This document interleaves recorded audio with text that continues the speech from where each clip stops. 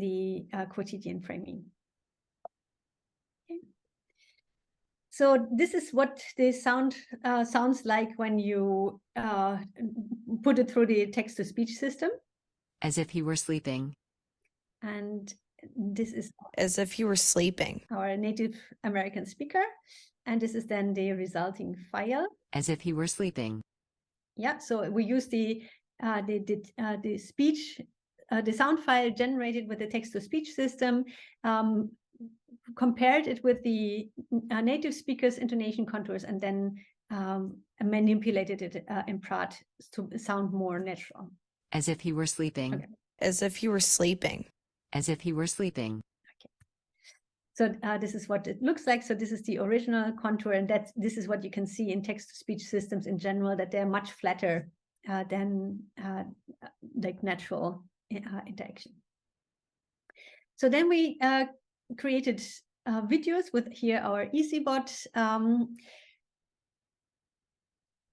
So since this effect of, or this strategy of quotidian framing was first observed in the interaction between older female women, we also had a female addressee. We recorded the video with 2 cameras in order to be able to switch views and to hide cuts. And then we finally matched the video with the synthesized speech. So this is what the first study looks, the first story looks like.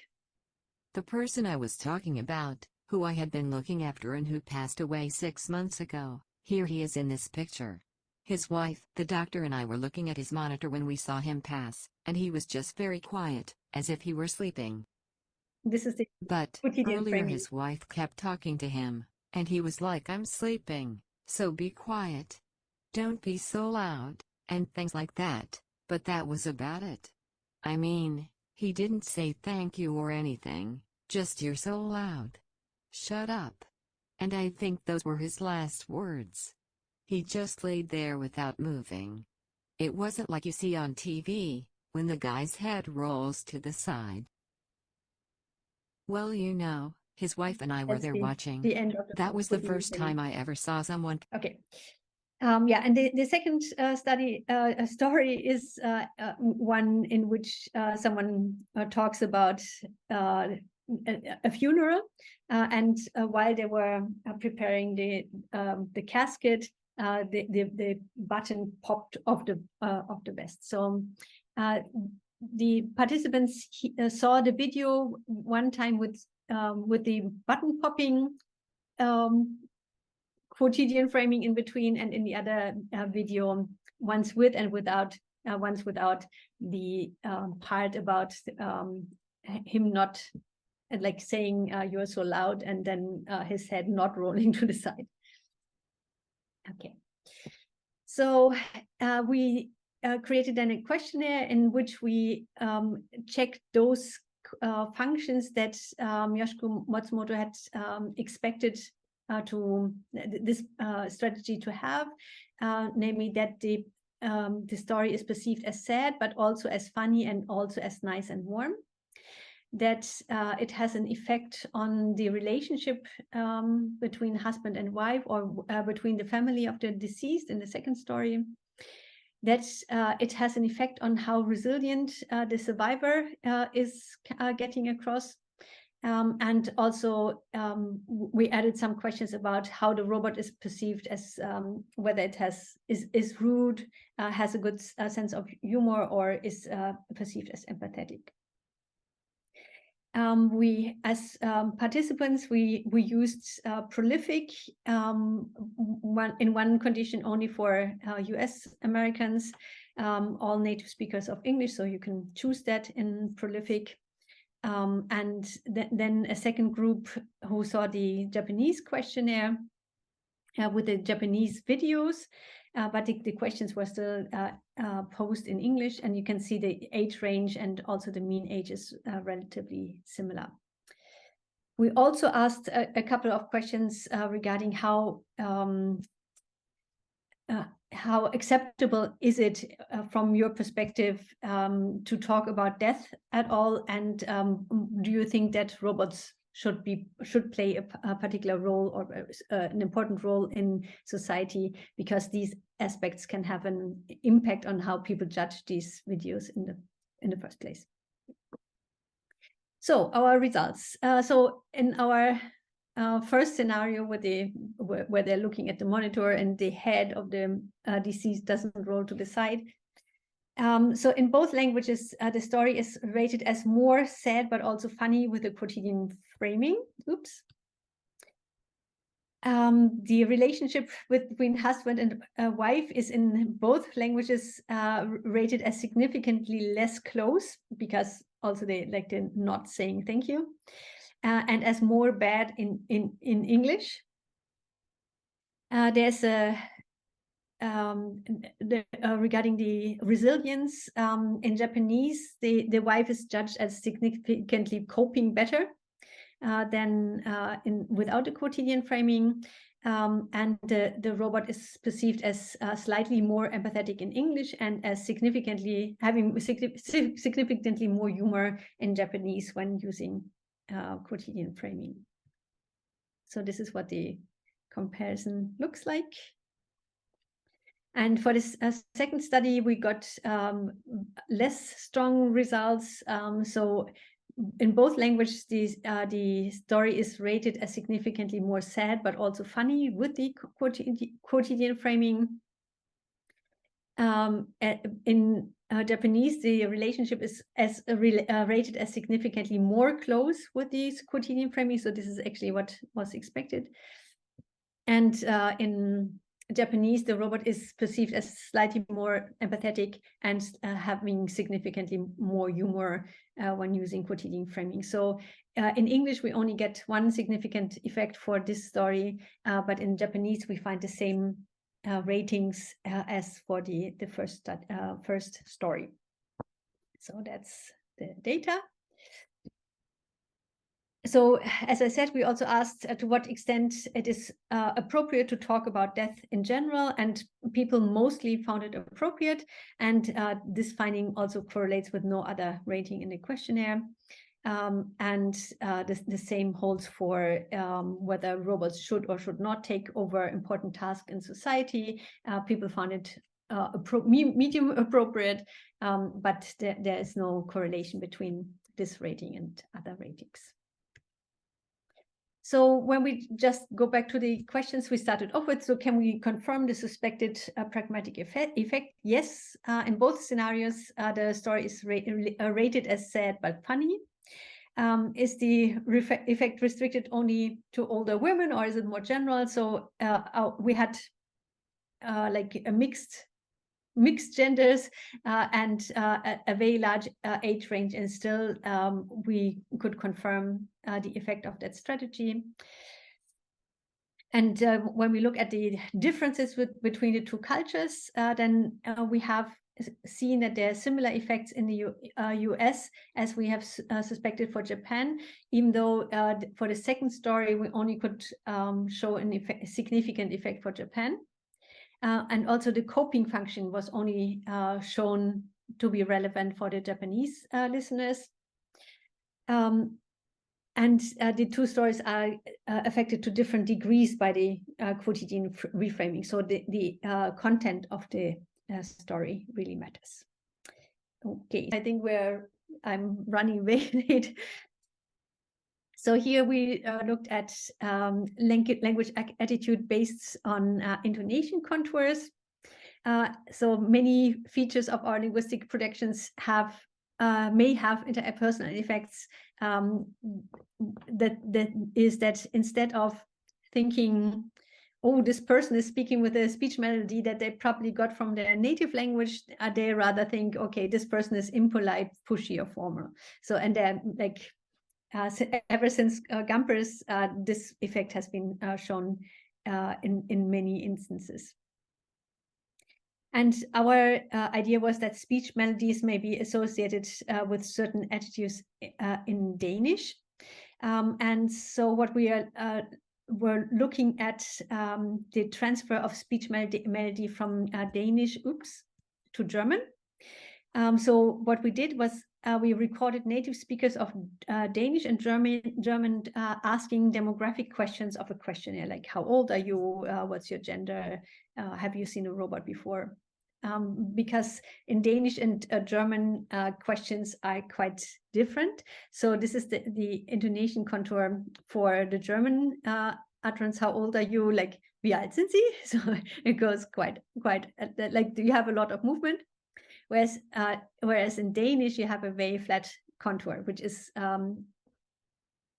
just the way it's done. So the fact that this is a question is only apparent from the fact that it's not falling, or falling slightly less than a statement would be.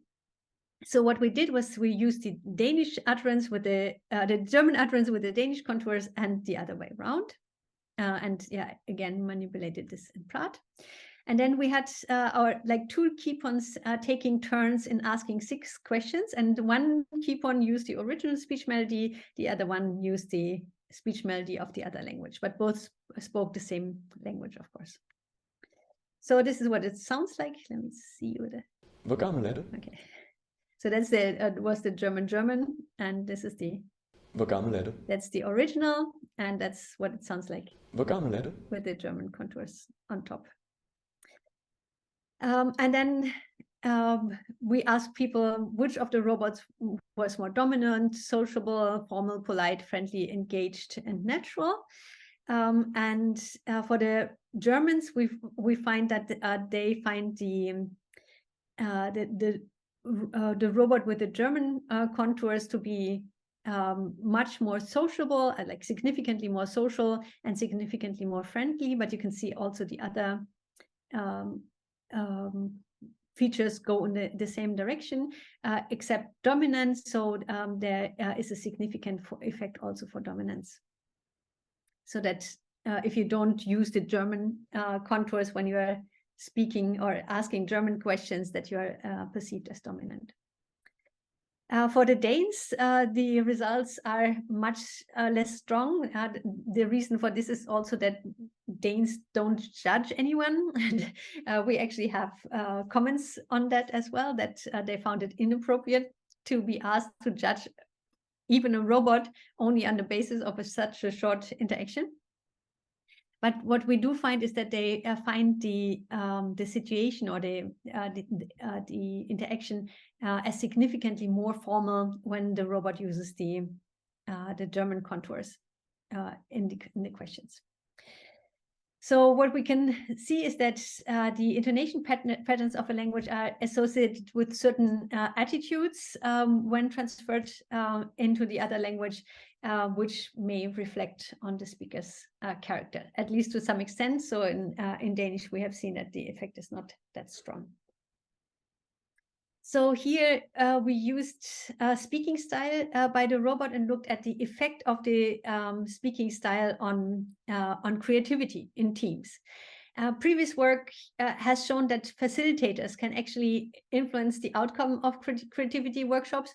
But what they have been discussing so far is like confidence, team leadership, process management skills, skills in facilitating, teaching, coaching, knowledge of creativity tools, facilitators' presence and involvement, but also personal characteristics, but you have no work at all on speaking style.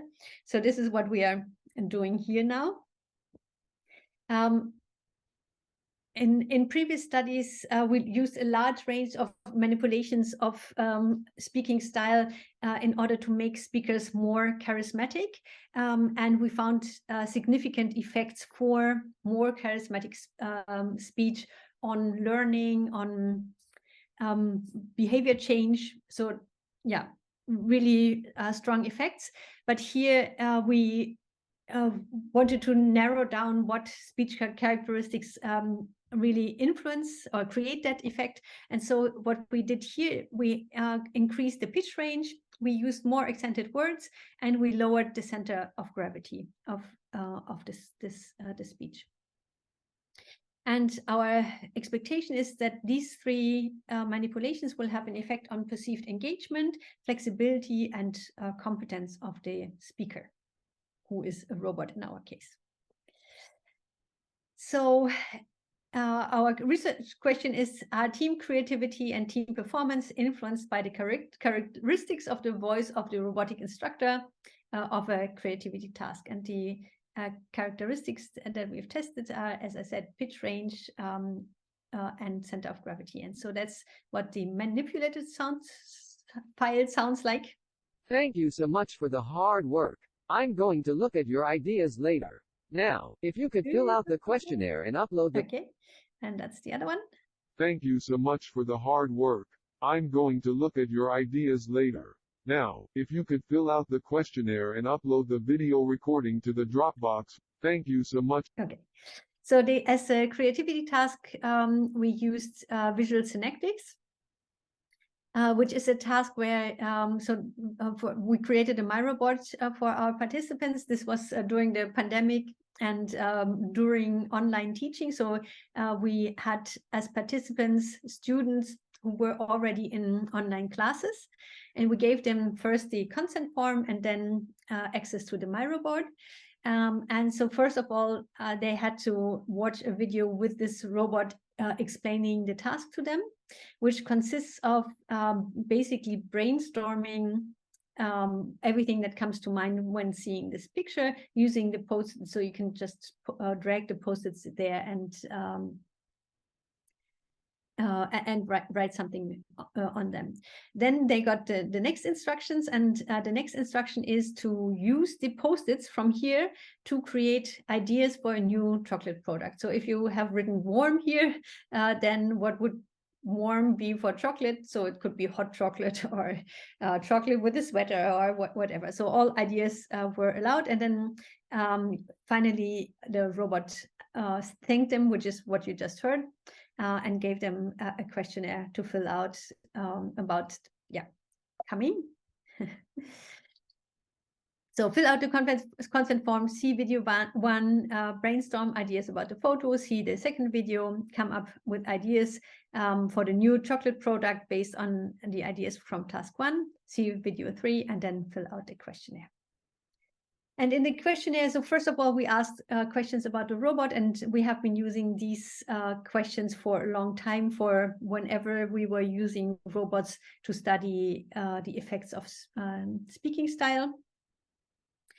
Then questions about people's own contributions to the teams, and then about their ideas about how creative their team was. Then several questions about the teams themselves. We got these from standardized questionnaires. So and then finally we also analyzed the data. Okay. So we also have the objective analysis of their creativity productions. So first, the participants were 5 classes with altogether 100 students. 76 were complete and went into our study. 3 of these classes were Danish, 1 was international, and 1 a large Swiss group. And the course subjects range from philosophy, IT, English, and linguistics to design thinking, and include students both at bachelor and master level. And then for the data analysis, we used, on the one hand, the questionnaire data. On the other hand, we analyzed people's productions. So we looked at how many ideas they came up with, how flexible the ideas were, so how divergent the ideas were, how original, and so that's measured by how. So does one idea occur more than once, or does it occur often? So something with palm trees, for example, occurs relatively often. And then elaboration. So how many idea units can we identify? So what we can see regarding the objective data is that with the charismatic voice, with the higher pitch range and the higher center of gravity, people produce significantly more original ideas, and they elaborate on these ideas significantly more as well. And regarding the questionnaire responses, they confirm the effects of our previous or of our suspected functions. So they found that the robot was more enthusiastic, more charming, and more passionate than the one that used the lower pitch range and the fewer accents and the lower center of gravity.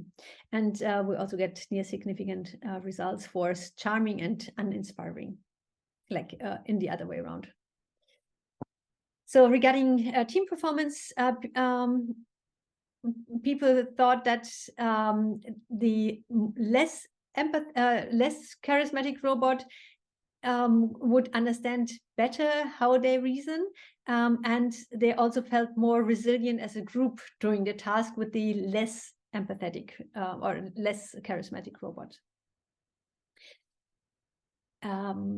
Which needs perhaps a little bit of explanation. So actually we cannot pull one out of our head, but we suspect that if the leader doesn't work so well, that the group moves more together and understands itself more as a group. So that's our explanation for this. Regarding the team performance, so in alignment with our hypothesis and the objective data, the charismatic robot caused better, higher team performance ratings regarding how valuable are the group ideas and how novel are your group ideas. What we also found was intergroup differences. So the 5 groups were quite different. And also our qualitative analysis of the videos that some of the teams made is that they used the creativity techniques to different degrees. They didn't work. Some of them worked individually and not as a group and didn't talk at all.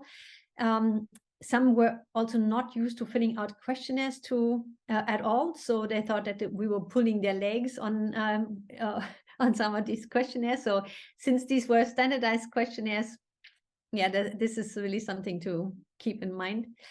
They were collaborating to different extents. So we can confirm that participants are significantly more creative, more original, and elaborate on their ideas more if the robot uses higher pitch range, more accents, and a higher center of gravity. That the robot is rated as significantly more enthusiastic and passionate, that the teams rate themselves as having more novel and valuable ideas, and that the robot is rated as less empathetic and empathic, and the teams feel more resilient with the non-charismatic robot. And we believe that these effects are likely due to the heightened engagement, flexibility, and indicated competence of the robot's voice, which leads to heightened arousal in the listener and therefore to more concentration. I have 2 more studies, and in this experiment we are looking at water consumption. So this was a project in which we tried to make older people drink more water. So this was the original idea of what our robot might look like. So we created a low fidelity prototype robot for it, and ran an experiment where people basically went through the lab with the robot and picked up different objects.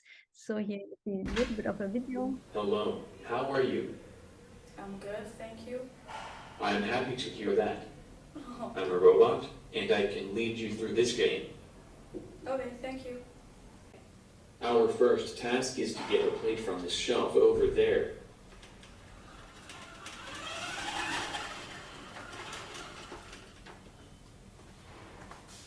Yeah.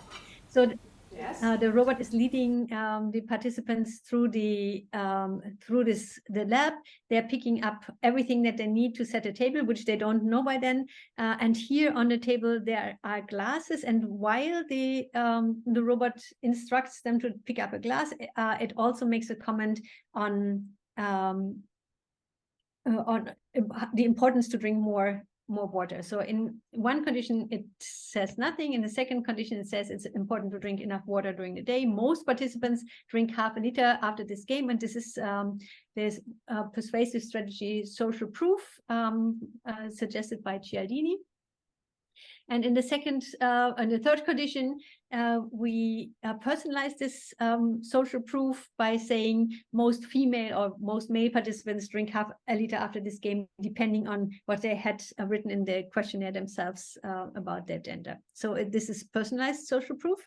And what we can see, so when they finally had set their table, they got a jug with water, and we just measured how much water did people drink. And we can see that people drink. So this difference is already significant, but here this is like highly significant. That the personalization of the gender has a significant effect on how much water people drink after the experiment. It also has effects on how the robot is evaluated. And then we replicated this experiment with nurses and caregivers in the living lab of our municipality. And here so this is the Danish original. In English, it's we used research shows that it's important to drink enough water during the day, or you as expert know. And again, we can see significant increases in water intake. Yeah, so that was the one study, and the other is that we used indicators of common ground in the interaction. And so this is now really what's happening in the action during the interaction. So on the one hand, the robot tracks people's faces, then it gestures to objects in the environment and makes verbal statements. It makes a statement about the weather while also gesturing towards the window. And it's also in one condition referring to what participants are doing. So like, for example, raise your left arm higher, for example. Yeah, and what we measured is how persuasive the robot was, and like in making people drink more water, and also how they evaluated the robot. So we had 107 participants in 4 conditions with these 4 interventions that I just described. And we measured how much they drink and whether they respond to the robot's prompt to drink more. So this is an example. Let's go. Raise your right arm. Yes, that's it. And now up. Great. Let's do the next. And people indeed did these exercises with the robot. And so what we can see is that face tracking has some effect on water intake compared to nothing, but the difference is not significant. And you can also see that there's a large variation in the data. But incremental responses like raise your right arm higher has a significant effect on water intake, and so does the awareness, like the comments about the weather and the glass of water here and things like that. And then we also looked at what happens when the robot says for the first time, please help yourself with the water, and like with a gesture at the same time. We also see significantly different responses, and especially after when the robot says it the second time, then if the robot had not indicated that it's sharing a common ground with the participants, basically none did it.